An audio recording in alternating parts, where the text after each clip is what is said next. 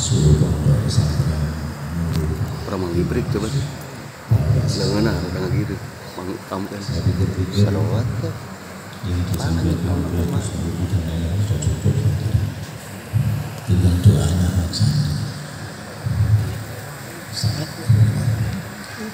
Mungkin kami akan cerita saja pada saat para kiai itu kumpul di Tebuyur zaman Hadratus Syekh saat dulu.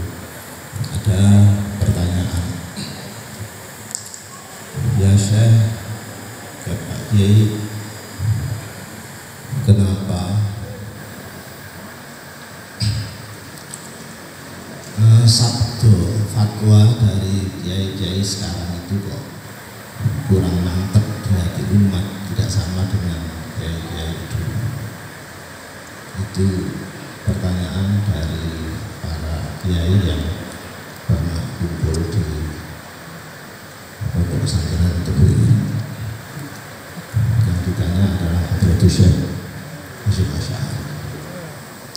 Kemudian Hadratus Syekh tidak menjawab, hanya membacakan ayat begini: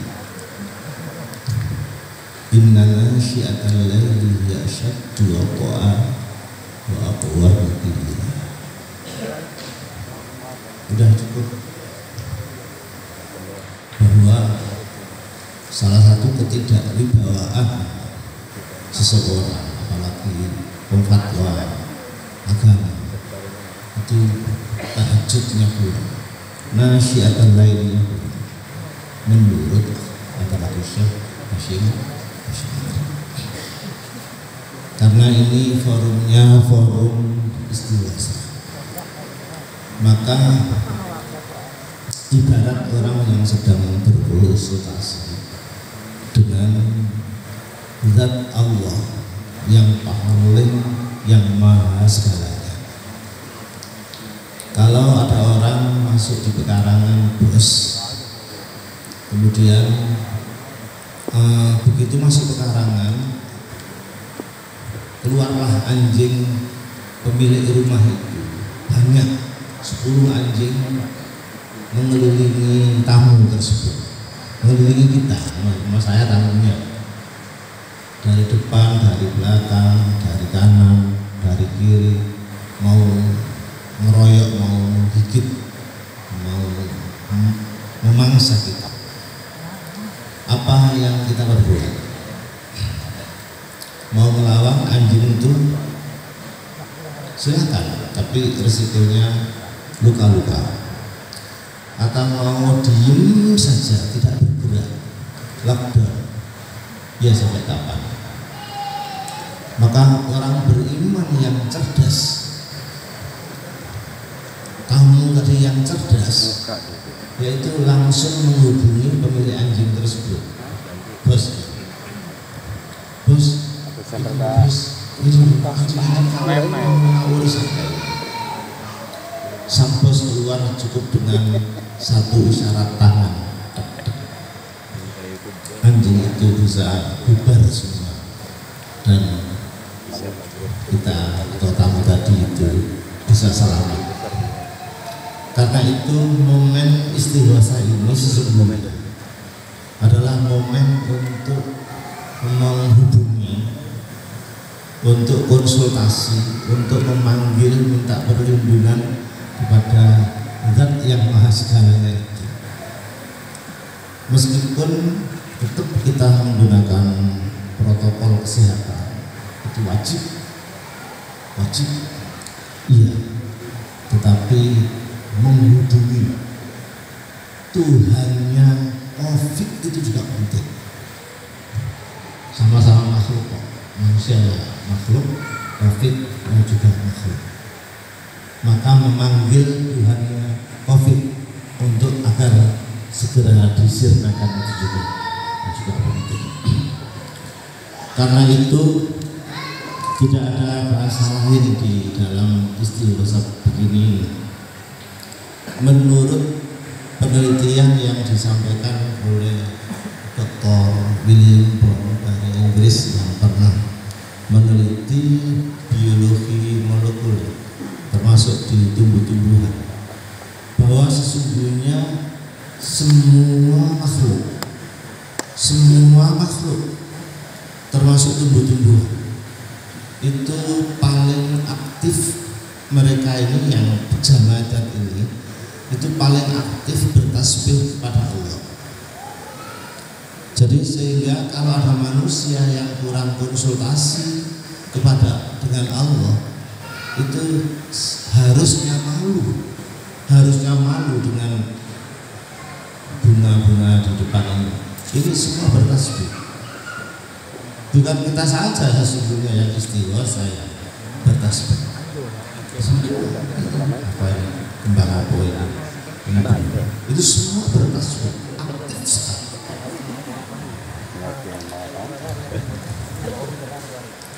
Saya kembali ke Dr. William Bernard. Dia selama 3 tahun meneliti tentang tumbuh-tumbuhan, kemudian direkam, dibesar sampai ada sekian 1000 kali dengan oskiloskop, dikirim ke universitas ternama di dunia ini, termasuk di Washington University. Ditanyakan ini suara apa? Subhanallah, tidak satupun universitas besar itu mengirim jawaban. Ternyata diskusi kecil mahasiswa dari Lebanon, Pakistan, diskusi kecil yang ada di Islamic Center itu dicoba. Dokter ini bertanya, kalian sedang apa? Saya sedang membicarakan kitab suci Al-Quran. Tolong, saya meneliti suara seperti ini. Barangkali di kitab suci kalian ada enggak? Ini suara apa? Karena mereka orang-orang yang mengerti itu suara pohon. Itu suara pohon. Ini rekamannya dari pohon yang hidup itu. Itu suara pohon yang sedang bertasbih. Loh, di kitab kalian ada begitu? Ada. Kemudian dibacakan Tusabbihu lahu samawati sab'u wal ardu wa man fihin wa in min syai'in illa yusabbihu bihamdi walakin la tafqahuna tasbihahu. Langit, bumi besar-besar langit itu bertasbih semua, tunduk di hadapan Tuhan. Semuanya bertasbih pada Allah. Sayang, walakin la tafqahuna tasbihahu. Apakah anjing-anjing juga bertasbih? Iya. Tapi bagaimana caranya anjing bertasbih? Jawabannya ya menurut kurikulum peranjingan itu sendiri.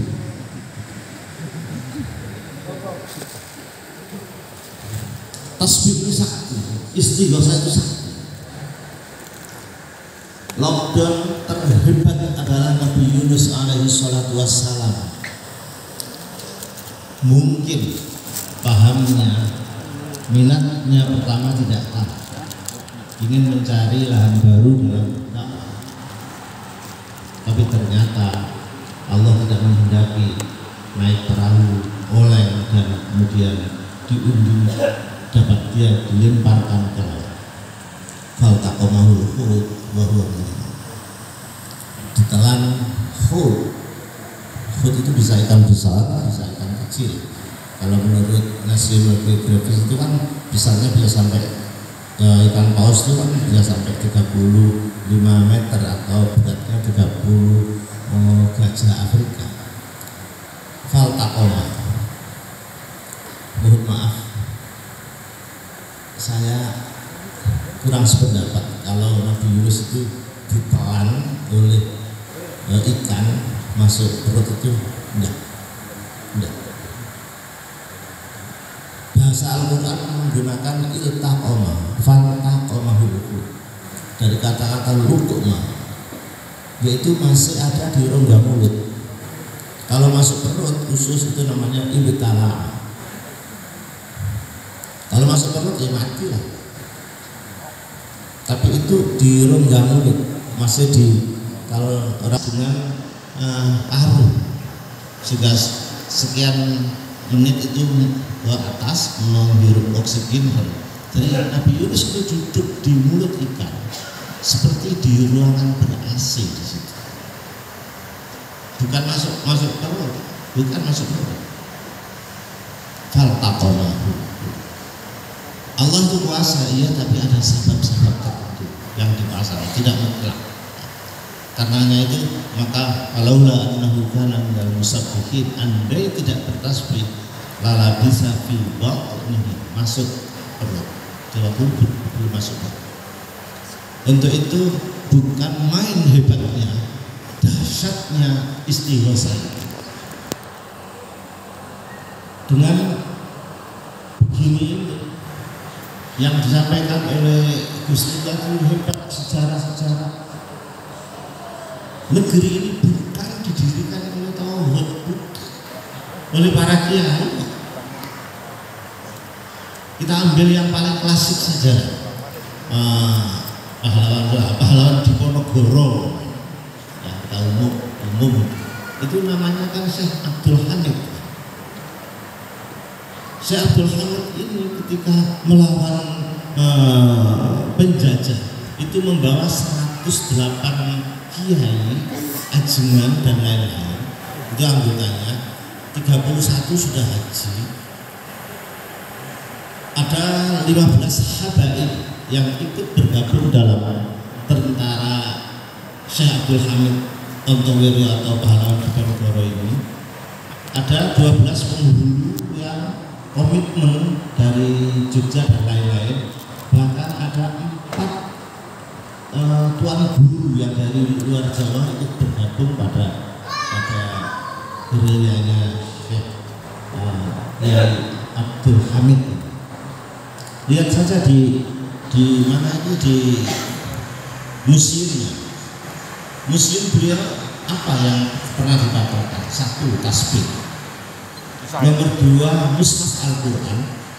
Dan nomor 3, kitab Fathul Qadir. Kitab Al-Quran memang beliau mana tidak pernah telat baca Al-Quran. Bertempur apapun tidak mengandalkan senjata. Mohon maaf, perang Badar itu menang bukan karena unggulnya persenjataan para sahabat, tetapi karena sentuhan tentara-tentara langit yang itu. Kemerdekaan negeri ini bukan karena unggulnya persenjataan kita melawan Belanda apa-apa, tapi doa-doa para kiai itu bisa menghancurkan mereka. Mana mungkin bambu runcing melawan karabin itu bisa angkat? Nggak mungkin. Dahsyat sekali, apalagi di sini. Karena itu Al-Quran itu segalanya yang dipakai oleh Syekh Abdul Hamid Tontowirio atau Diponegoro. Nomor 2, apa tasbih? Bukankah beliau itu kan memang mursyid Thariqah Qadiriyah? Maka bukan main hubungannya dengan Tuhan yang selalu berzikir, bertasbih. Sesungguhnya kita kalah serius dengan pejuang-pejuang yang hebat di pertempuran, masih bisa memutar tasbih dan tidak pernah berhenti. Yang ketiga, Fathul Qadir. Iya, karena beliau adalah Syafi'iyul madzhab. Jihad membela tanah air, membela agama ini diinspirasi dari Abu Syuja itu. Maka bukan main hebatnya gerilya yang mulai tahun 1825 sampai 36 tahun betul-betul menguras keuangan Belanda. Baru kali itu Belanda sampai kehabisan uang karena menghadapi pertempuran melawan Syekh Abdul Hamid ini, sampai dia utang di Bank Dunia. Untuk itu kita sudah dicontohkan oleh para kiai-kiai salaf. Nah, sekarang kami tidak mempunyai bahan apa-apa. Mau bicara apa, hanya mau nyambung Gus tadi itu membicarakan Hadratusnya.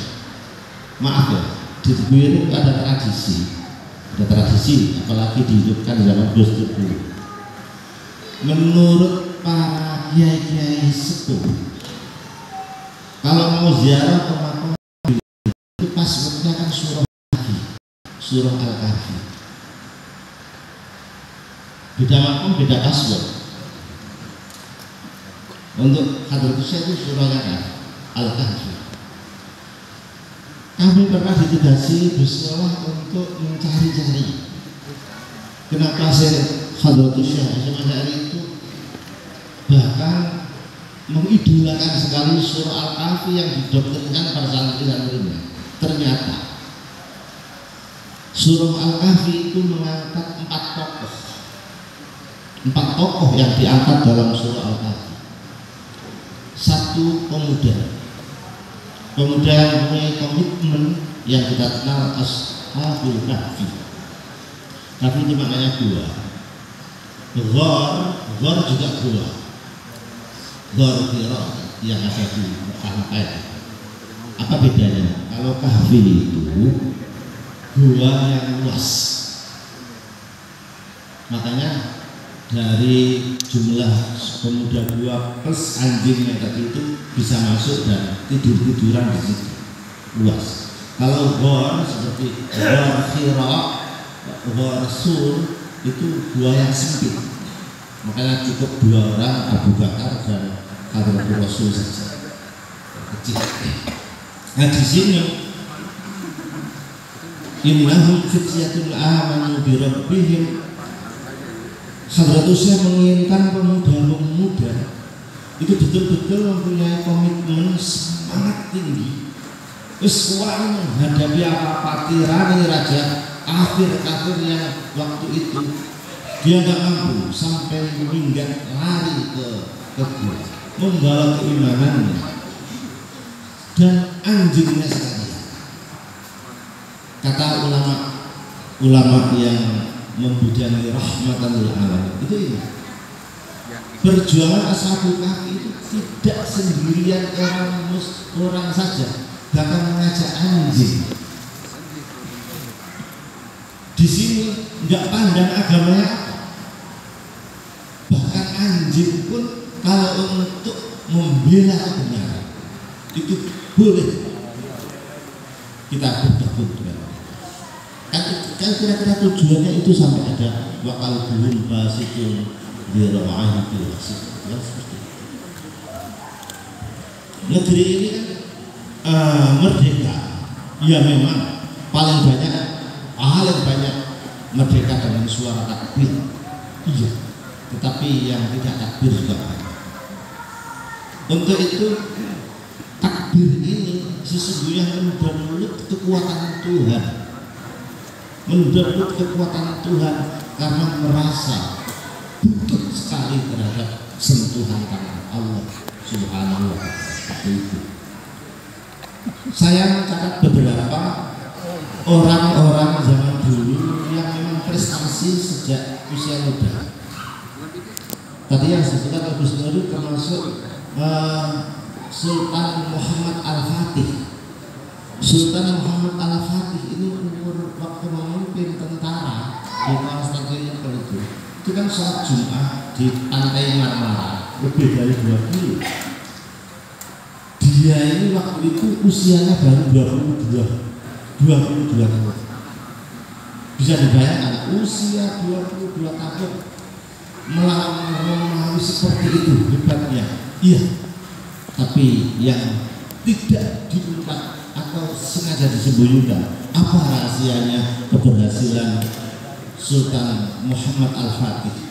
Jawabnya seperti hadir tadi malam hari Sultan Muhammad Al-Fatih itu memimpin sendiri sholat tahajud bersama tentara.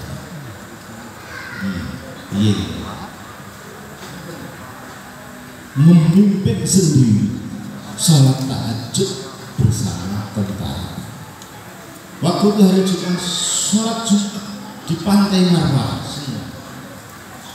Ternyata orang yang mencari-cari apakah benar ini pernah disyaratkan oleh Hadratul Rasul Nabiullah Muhammad SAW. Iya. Waktu penaklukan itu sekitar tahun 1453. Padahal ada komentar yang hebat. Ni'mal amir, dzalikal amir. Wa ni'mal jais, dzalikal jais. Ramalan yang lebih dari 600 tahun akan runtuh di tangan pemimpin komandan yang terhebat. Itulah komandan terbaik di dunia, ya komandan waktu itu. Ternyata Sultan Muhammad Al-Fatih. Wa ni'mal jais. Kenapa Al-Hadis mengatakan tentaranya tentara terbaik? Karena tentara waktu terbaik ternyata tidak sekedar angkat senjata,